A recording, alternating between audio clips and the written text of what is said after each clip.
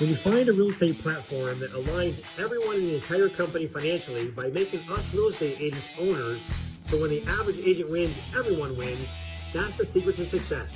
And when you surround yourself with like-minded entrepreneurial people who absolutely love what they do, they love serving people, they love God and life, and you put yourself in an environment of high energy, high producing, positive people every day, you can't help but succeed in business and life.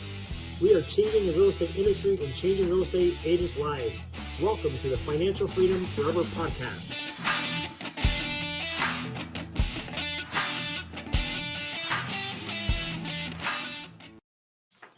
Well, hi, everyone. I'm super excited to welcome Don YOAKUM today to the Financial Freedom Forever podcast. Man, Don, the listeners, you guys are in for a treat. Don's from Hood River, Oregon. Professional athlete. We'll want to talk about that a little bit because that's a big deal. Professional real estate coach and networker. He actually grew 10 Keller Williams offices from the ground up. One being the most profitable in that marketplace. We'll talk to him about that a little bit today.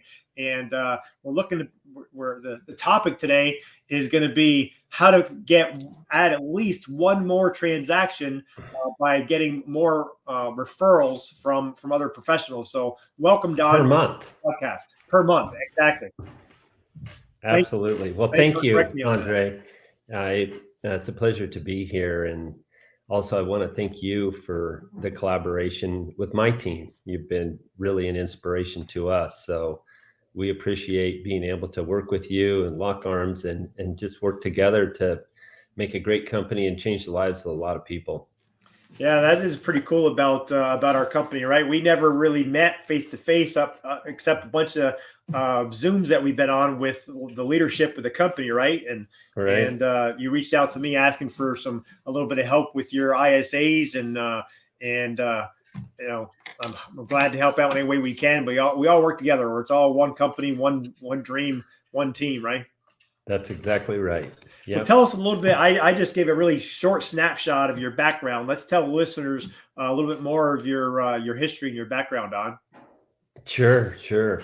Well, it's somewhat unusual for a real estate professional to come from an athletic background, although I would tell you a lot of the people that I have had in my organization succeed oftentimes do have a high-level collegiate background. And what I find in those people is that they had learned certain disciplines in the practice of whatever sport that they were participating that required them to show up every day. And when they got knocked down, to get back up. And so they exhibited a certain amount of resilience to reach, let's say high-level collegiate athletics. And I applied that in my context to windsurfing. And as it turned out, I became a 3-time national champion. I was on the Olympic team for 3 years and ultimately became a professional. And even though that, it's not a mainstream sport like basketball, football, or baseball or something, it did provide me the opportunity to compete with world-class people from all over our globe and get to travel to a lot of really interesting places, beautiful places. As you can imagine, with windsurfing, we had the most beautiful beach venues that the world could offer. And so I'm very grateful for that time. I would say if there's anything it taught me was how to prepare to win. When you're at that level of competition in any endeavor, the people at the top are just relentless in their pursuit of constant, never-ending improvement. And so you could not rest. I mean, you could be winning one event and then 2 weeks later, someone would develop a new piece of technology, maybe for the fin or the sail, and you'd find yourself middle of the pack again. And, and it was a piece of, you had to prepare yourself physically, mentally, and you had to also, the tools of real estate, in my craft were, my equipment, right? And so those had to be state of the art as well. And then you had to combine all those elements bring them to bear in a competitive environment. And where it's very objective, you win or you lose. And not too many people care about second place. How excited were you, Andre, when you got second place on the listing? Yeah, right. Not very good. Not very happy. No, and our society has become a little bit of the winner take all mentality. Most of the leading tech companies have pretty dominant market share in their space. And I think, one of the messages that I would like to leave your listeners with is that if they want to have a really abundant career and prosper, it's important that they carve out a niche for themselves and that they are the best at something. It's an area where they find a special passion, and because then they're going to really work at it, right? Right. And so that's one of my 5 rules of referability is be the best at something. But I'm sure we'll get into the referral piece here later. But after windsurfing, I got into real estate and built a successful career. I closed 51 transactions my first full year in the business. That was at Remax. And I enjoyed my time there. In regards to just brokering transactions, Remax is a fine place to go. They give you a fair amount of autonomy. And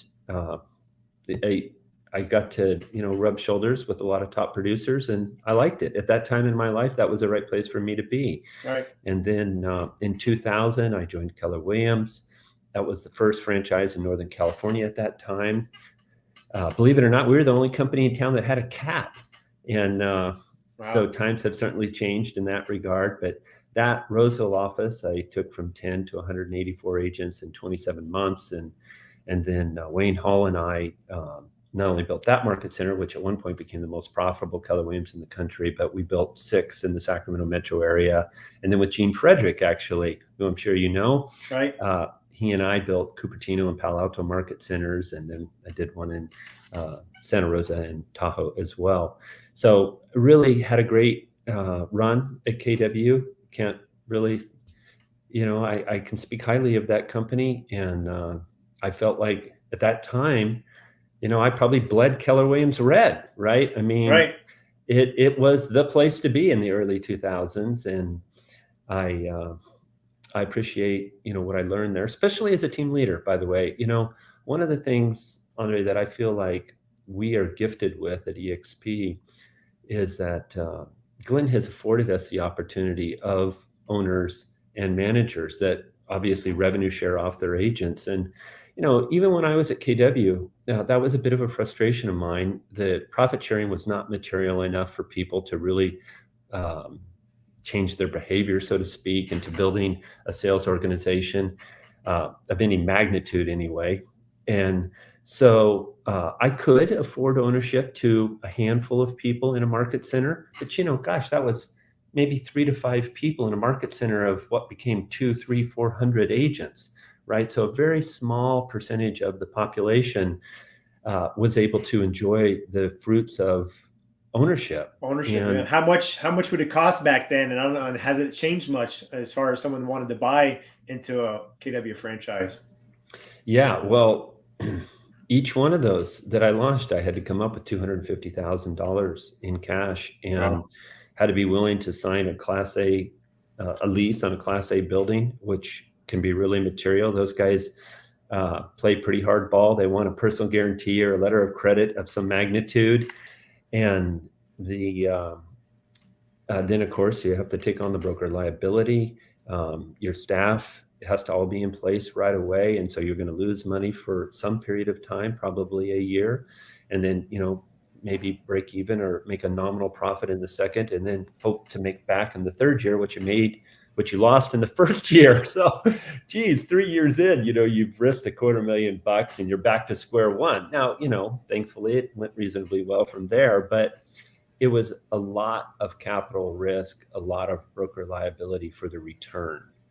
And so I feel like what we've been given is an equal, if not greater, opportunity at EXP, but without that broker liability and capital risk. And quite frankly, like in my case, we've scaled our organizations far beyond that of a regular market center, right?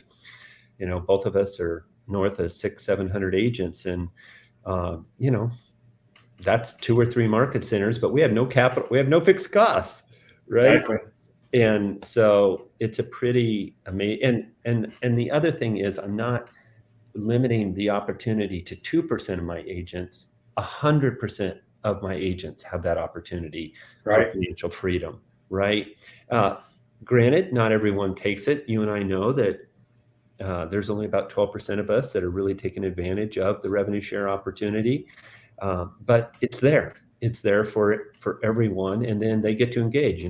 Fortunately, we have a tremendous technology suite. So if they've just shown up because they want to take advantage of our cloud-based brokerage and the technology that supports it and get stock, more power to them. We love that. The only way we make revenue shares is when they sell property, right? Exactly. So I love that. And, Tom Daves and my business partner and I, we show up to just match their energy. And some people are going to want that to be focused around production, which I know we want to talk about professional referrals today. Right. And I'm actually quite passionate about that. I feel, Andre, that the industry has been geared around the real estate agent feeding everyone else. In fact, I like to say that, it's as though there's a buffet. The realtor brings the food, everybody else brings a fork. I like that.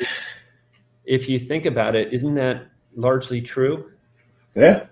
Okay. And why is that? On a net basis, I wouldn't say that we're more prosperous than the other affiliates, right?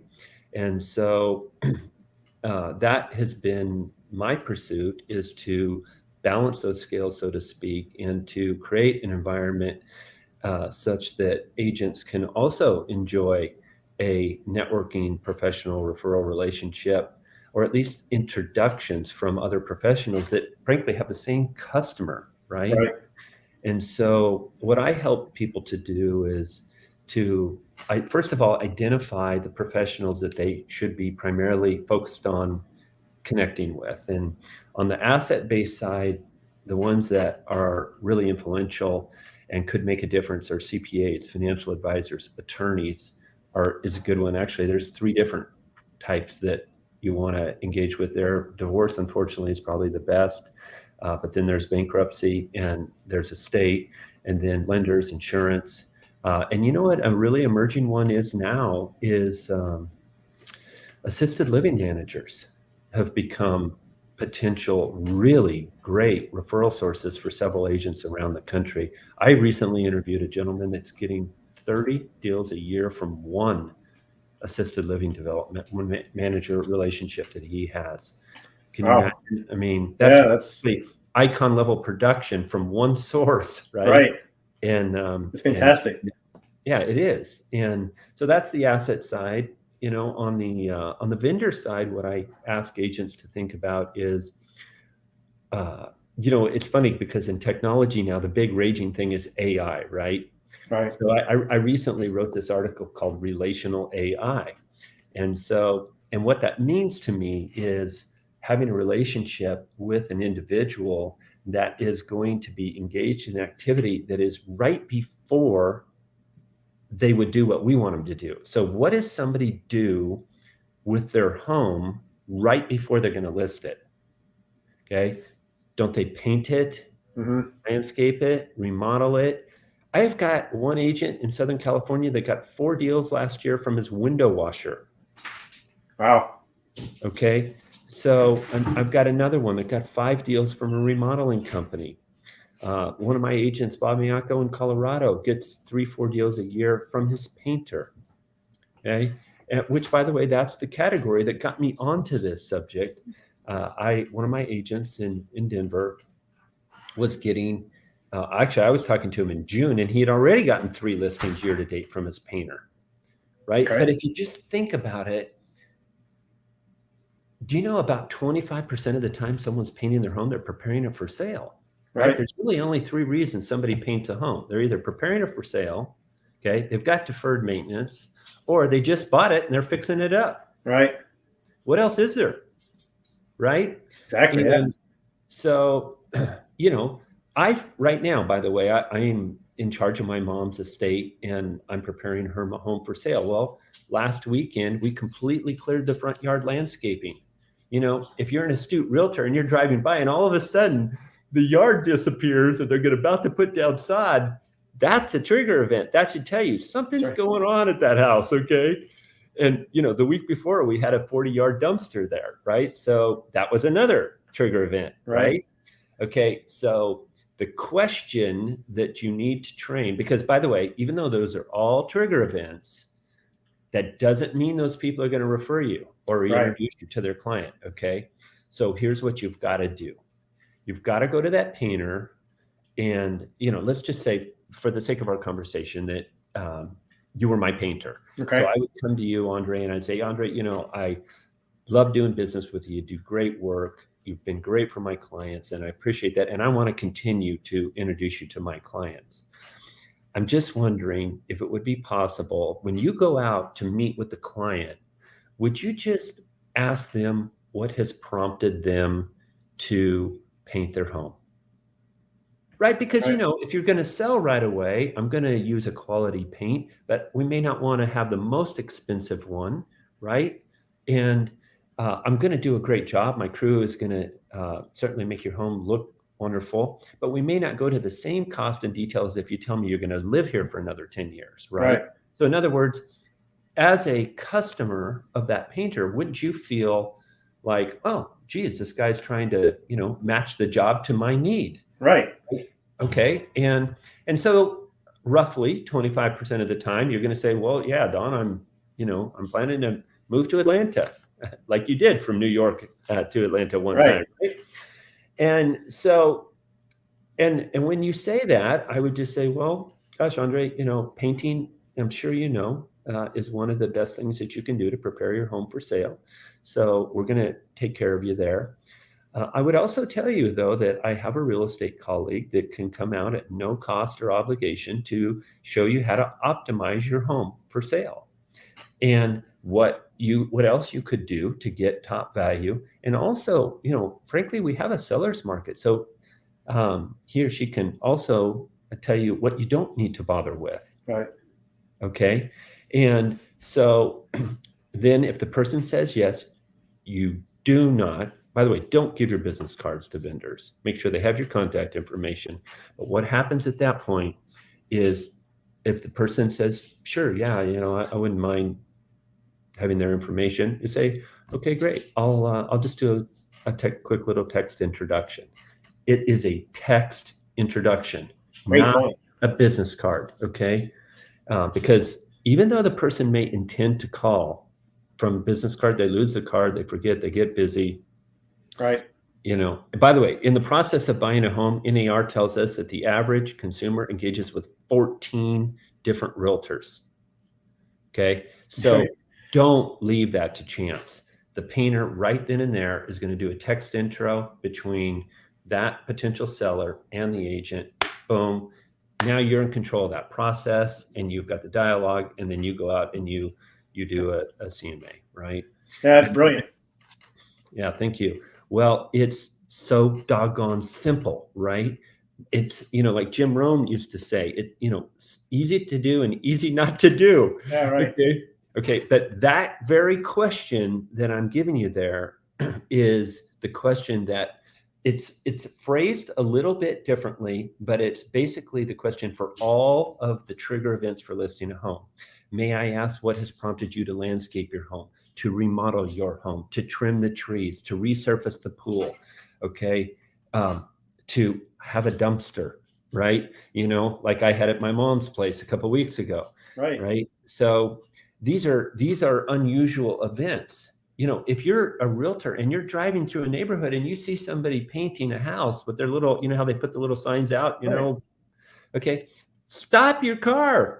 Okay, go talk to that painter and say, hey, looks like you're painting these guys' home. You have any idea what their plans are? Right? That's great. Okay. And so that's the question for the vendors. Now, for the asset-based professionals, it's a little bit different. Okay. So do you have somebody prepare your taxes? Yes. Just met her this week. Okay, wonderful. All right. So when you go to have your taxes prepared, they will typically ask you, did you buy or sell a home last year? Or it'll be on a little checklist. Is that correct? Right. Yeah, absolutely. Okay. Here's the problem. It's extremely rare, and you can correct me if I'm wrong, but it's extremely rare for them to say, well, Andre, do you plan to buy or sell a home in the coming tax year? Right. Right? Yeah, That they don't question normally doesn't ask. get asked. Right. Okay. Now think about this for just a second. You and I, as real estate professionals, we're familiar with the tax deferred exchange laws and all of this, but is the consumer really up to speed? Okay. How in the world is a CPA going to help a client mitigate their taxes if they find out about the event after it occurs? Right. Okay. So if your CPA is not asking that question, you need a new CPA. Okay. So Makes the sense. question is, Andre, do you plan to buy or sell a property in the coming tax year? That's it. Okay. And if they say yes, then find out a little, is it personal residence? Is it an income property? And then may I introduce you to blah, blah, blah. They could help you. Right. And so for the asset-based professionals, it's all that question of, do you intend to buy or sell in the coming year? But it is phrased a little bit differently. Like, for example, one of my pet peeves is insurance brokers, right? Because they're like parasites in our industry. They get referrals, but they never give them. Okay. And I'm generalizing a little bit. There are some good eggs out there. Okay. But I will tell you, because I've coached a good number of them, that the average decent homeowners insurance broker has 500 homeowners. Okay. Clients. Okay. Now, in years, how often would you say that somebody buys or sells a home? Is it 5, 7, 10? Yeah, usually 6 to 7 years. Okay. So if it were 6 to 7, it would make my point even stronger. But I'm going to make the math really easy and be conservative and say it's 10 even. Okay. Because, what do the insurance brokers tell you now? Oh, Don, I'd love to refer you, but I find out about it at the last minute. Okay. Well, that's true in a transaction, and it's total bunk in their business because, people may or may not be aware of it, but the insurance broker is legally obligated to renew the policy every year. Right. So they have to communicate with the client once a year, just like the CPA has to do your taxes once a year. Okay. Now, if they have 500, and this is a question, by the way, the language in that industry is how many households do they serve? So when you're interviewing an insurance broker, you would want to know how many households do you serve and what percentage of those are homeowners. You're looking for a guy that has 500 homeowners in their book of business. Okay. And I'm telling you, anybody that's been in the business, 3 to 5 years has a book of business roughly that large. I've coached people that have 3,000 people in their book of business. Okay. Oh, wow. Just to give you perspective, but do the math. 500 clients, they move every 10 years. That insurance broker has got a client listing their home every week of the year, 50. That's right. Okay. And that is just the personal residences. That doesn't count second home or income properties. Right. Okay. So now Farmers Insurance, for example, has this thing, they call it the Farmers Friendly Review. And what that means is I'm going to call you up once a year. Hey, Andre, how's it going? And I'm going to try to upsell you into another policy. Sure. By the way, that's another great question to ask your insurance guy. How many policies do you average per client? Okay. If they average less than 1.5, they're transactional. They probably don't talk to their clients. If they average 2 or more policies, they probably do have a relationship with their clients, and they're more relational oriented. That's what you're looking for. Okay.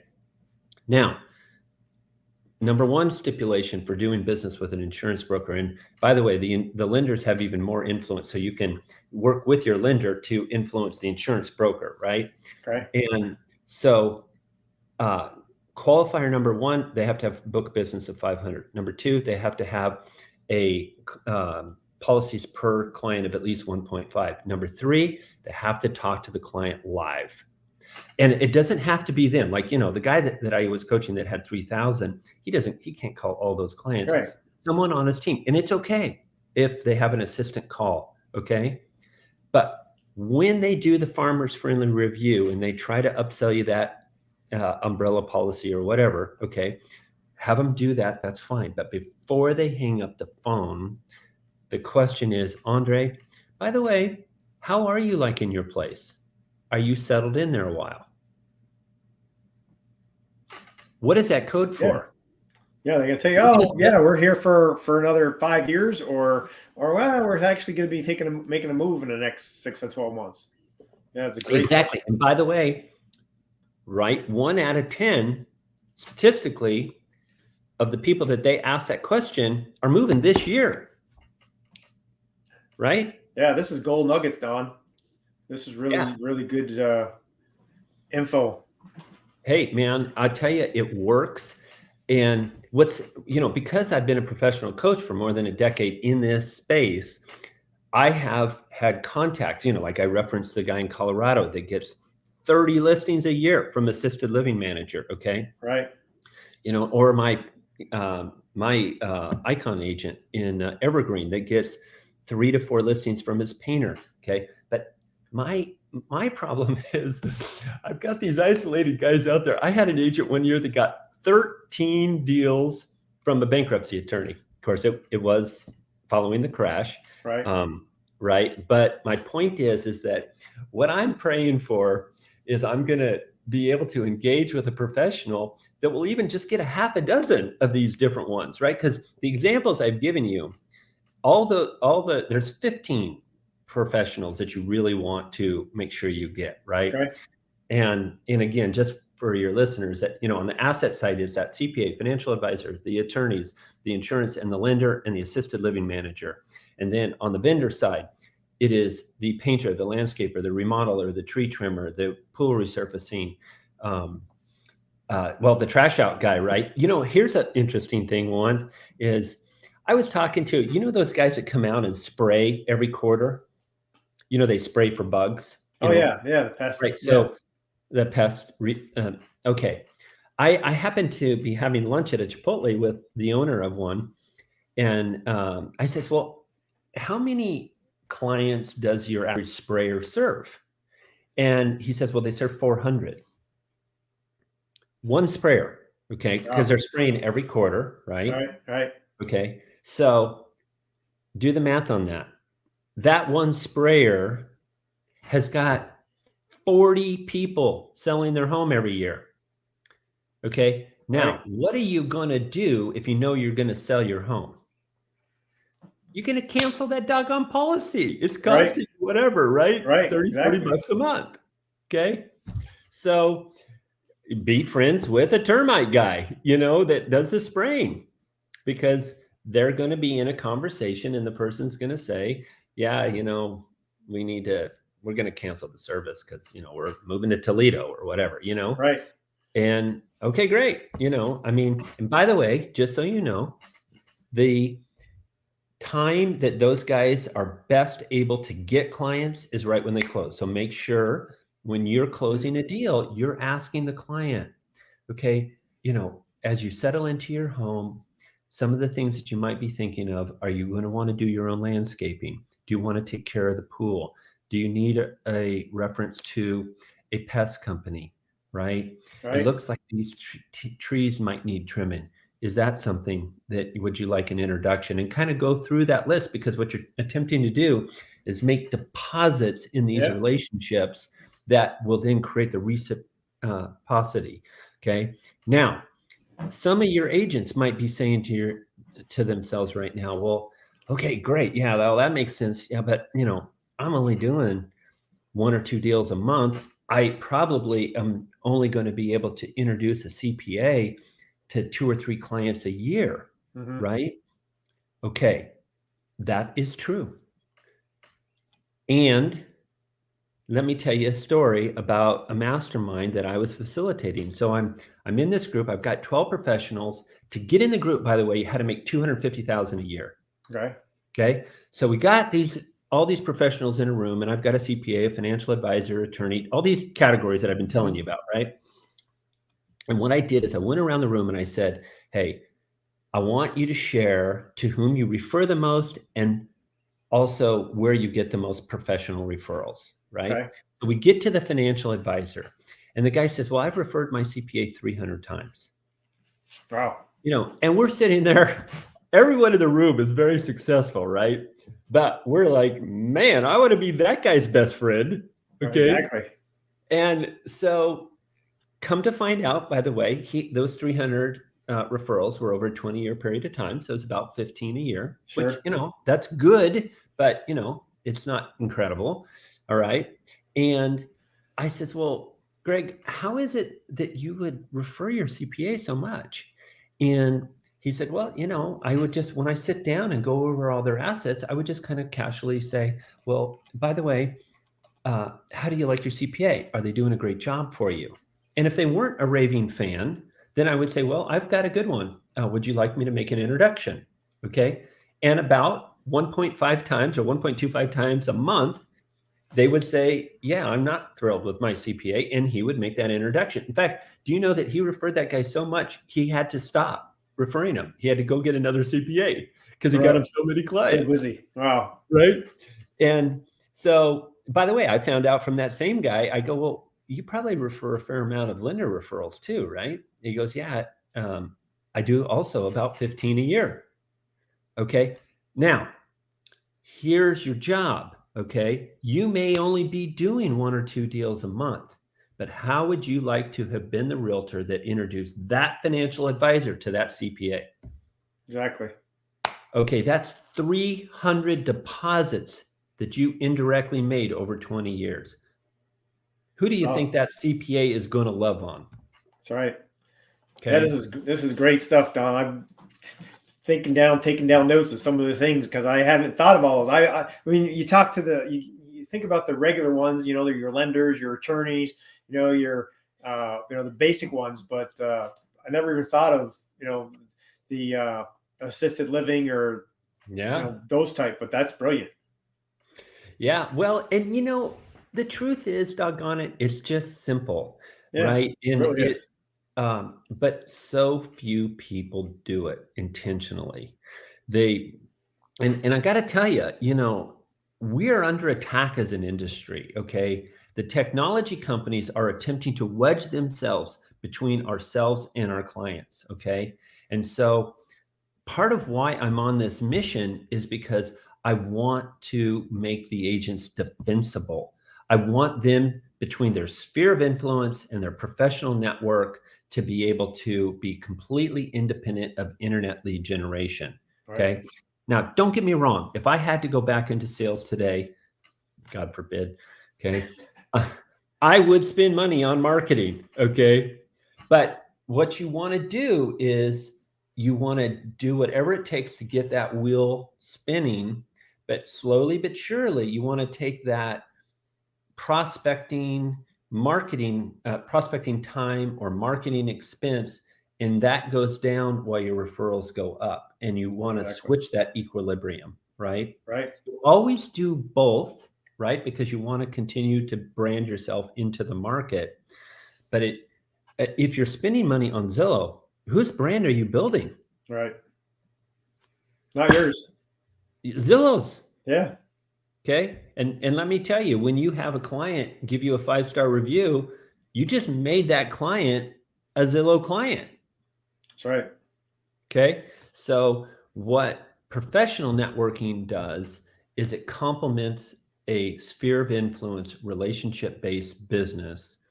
And it gives, my goal is between someone doing one deal, at least a deal a month from their professional sphere, at least one deal a month from their local network, right, and then one deal a month from national relocation.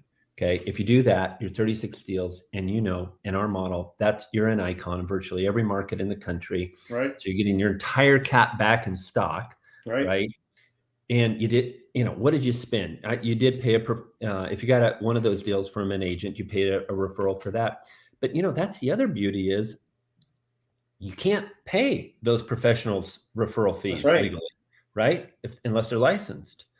The only exception, although most people don't accept it, the attorneys are legally able to receive a referral. Right.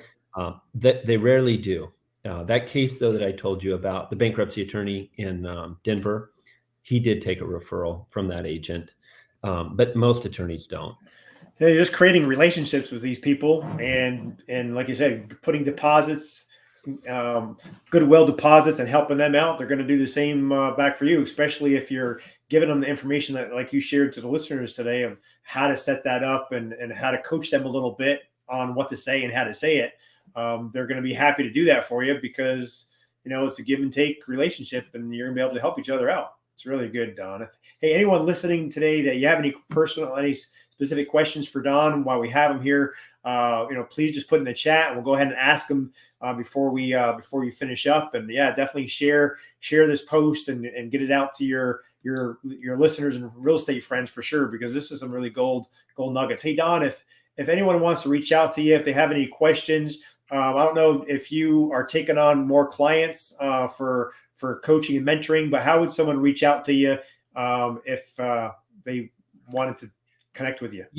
Yeah, on Tuesdays at 9 a.m. Pacific, I do a Zoom training.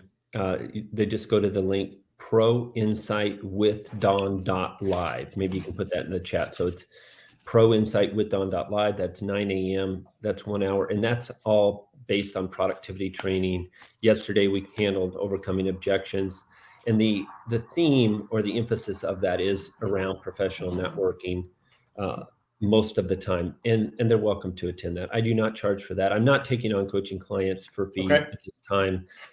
As you know, I've got a pretty significant EXP organization. And so I want to pour into those folks as much as I can. But, if someone is really genuinely interested in getting professional referrals, they can email me at don@proinsight.com and just I'll have a conversation with them. I expect them to do the work. The reason why I reached out to you is because I know you are willing to do the work. You make the calls, and there's so few people that do that. When you find those people that are willing to actually implement, then you feel like you're making a difference. And I'd like to do that. And just to leave your listeners with a couple thoughts. Number one is, first of all, identify those top 15 professionals. And they're earlier in the recording. They can re-listen to that. Number two is make sure that you have standards for being able to engage with you. Okay. You're not forcing them to refer you, but you're saying, hey, my expectation is you're going to ask these questions, right? And those questions will then bubble up the referrals. And remember, the question on the asset-based side is, do you plan to buy or sell in the coming year? The question on the vendor side is, may I ask what has prompted you to fill in the blank, to paint your home, to landscape your home. Okay. And then when they get a live person that is looking to make a change, it is a 3-way text introduction. That's important. Yes. Yeah. So if they do those things, I think we've delivered, Andre. They will get their extra deal a month. Yeah, probably maybe easily an extra two or three deals a month if they get some really good relationships. One more time, I was writing it down. So what's the website and the date again? Tuesdays? Yes. Yeah. So if they want to come to the productivity training I do weekly, it's www.proinsightwithdon.live.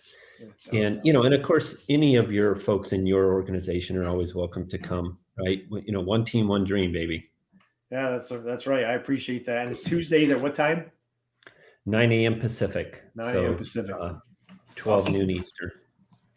Well, I think you really delivered on the goods today, Don, to help everyone bring out at least one more deal a month with professional referrals. That was really great. Any last minute thoughts that you want to leave the listeners with that you can think of before we let you go? Well, I'll leave you with what I consider to be the 5 rules of referability. Okay. Number 1, show up on time. Number 2, do what you say. In fact, I would tell you that your referrals will correspond with the extent that you exceed the expectations that you set with your client. Number 3 is finish what you start. Okay. Be a person that people can count on. Number 4 is say please and thank you. And in this day and age, do it in a personalized handwritten note. And number 5, we mentioned it earlier, be the best at something. Right. You do those 5 things, your world's going to be good. That's awesome. Great information, Don. Hey, just before I let you go, just a couple of real quick things. I just curious because I never asked you this originally. You were with KW for a very long time.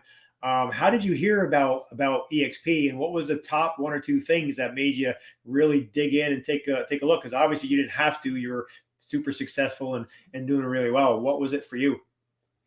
Well, Brent was the first person that Okay. brought it to my attention, and that was one of the first people that he contacted because I had been a team leader in the office that he became a team leader in, which was Okay. Roseville. That's where he had his 18-man team, was Keller Right. Roseville, right? And my initial impression of the EXP model was it was too good to be true. And that's because I was accustomed to a bricks and mortar model that had that fixed expense plus all the staffing and equipment that would be associated with that. So I was having a hard time making those computations. And then, so I passed initially. It wasn't great timing. I had accepted a role as a regional VP for a lender, but and I was making a move from California to Oregon. But it just honestly, it just seemed too good to be true. And then I found out Brent was making $100,000 a month. About 18 months later, I remember telling my wife, sweetie, I think we probably should take another look at that thing. And then what I did at that point is I took a deeper dive into the model and I began to understand. I mean, if you really think about it, we kind of operate in an 80-10-10 model, right? The agent gets 80, the company retains 10% goes to the agents that are building the company. Of course, once the agent caps it, they get 100%, right? Right. But by following that model, I could see the sustainability of it. Not only could I see that it was sustainable, but I could see how it was much more durable even than the models that I had come from. Right? Because I don't want to work really hard and then have the thing go out of business. Okay. But when I joined, which is just over 3 years ago, they were already adding $2 million to their balance sheet every single month. Right. That was it, 10,600 agents. Well, now they've got what, 76,000 agents? 76,000, yeah. If we lost half of our agents tomorrow, we'd go back to what, 35, 36,000 agents. That'd be 3 times the number that they had when I joined. Right. When they were delivering 2 million a month to their balance sheet. So we have an incredibly durable model that scales like nothing I've ever seen. And so I'm really feel privileged for the opportunity to build a sales organization on the platform, and just grateful that Glenn came up with such a fantastic model that would give, not just a couple percentage of my agents an opportunity of ownership, but every agent. That's right. It's a level playing field for all of us. That's right. Yeah. Well, thank you so much for having me. It's been fun. Yeah, I appreciate it. Thanks for your time today, Don. I'm sure I'll see you at one of the next live events. My very last question before I let you go: if you could join EXP all over again, would you do anything differently? Absolutely. Yeah. I came from the KW model where they basically, hire anybody that can fog a mirror. And that doesn't really work in our model. I believe that if it's a newer agent to join our system, they should probably join a team that has an established office so they get a lot of support and accountability. But I would really concentrate on the people that are going to gain the greatest benefit. And the people, I say, if you're an icon level producer and you're not at EXP, it's literally, it's like financial malpractice on your family. Okay. So I would be going after much higher caliber agents, especially those agents that have built small or even large production teams from day one. My organization would probably be twice the size that it is today. And, I'm not complaining. Okay. Right. But I'm just saying that I would be more intentional about my pursuit of quality professionals and build my foundation with icons as opposed to the average agent. And it works getting the average agent, and about out of every 20 that you recruit, you're going to end up with one that will end up emerging.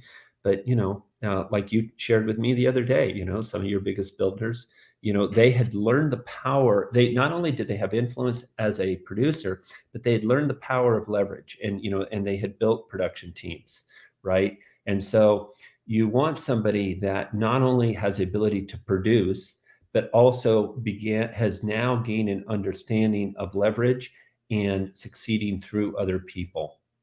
And when you find that person, man, there's no better place than EXP for them. And so dig in and do everything in your power to ensure that they understand the model, because if they're not joining us, then they're doing their family a disservice. And they probably just don't understand the model. Like you said, you passed on it the first time. It wasn't perfect timing, but you didn't really dig in and do the math, right? You didn't really look at and do your due diligence. And I feel bad for a lot of people. I mean, I normally will ask people on the podcast that I interview is, hey, if you could do it all over again, what would you do differently? And 9 out of 10 say, oh man, I wish I would have joined, the first time I heard about it, or would have really dug in and did my due diligence, right away, and not kind of wait 6, 12, 2 years later when somebody else they heard it for the fourth time. And well, that delay in my part, by the way, right now is probably costing me over $100,000 a month and a couple million in stock. Yep. Okay. So at least I did it when I did it, baby. That's right. That's right. So. All right, awesome. Before we sign off, if you're a reader, what's the best inspirational book you love? Or if you're a movie watcher, what's your favorite all-time movie? Well, I'm most definitely a reader. And since we're talking about leverage, a recent book that I've read that I really encourage your folks to get is Who Not How by Dan Sullivan. Who Not How. That really will help you to understand about leverage. And I've been coached by Dan, and I really think highly of him. I got that, the 5 rules of referability, the first 4 from Dan Sullivan at Strategic Coach. So awesome. That would be where I would point people to, is Who Not How by Dan Sullivan. That'll really give you an insight into the power of leverage and succeeding with other people. Fantastic. You really gave us a lot of gold nuggets today, Don. I appreciate your time, and thanks again. And we'll see you again soon. Yeah. Hopefully Cabo. Sir, take care. All Thank right. you.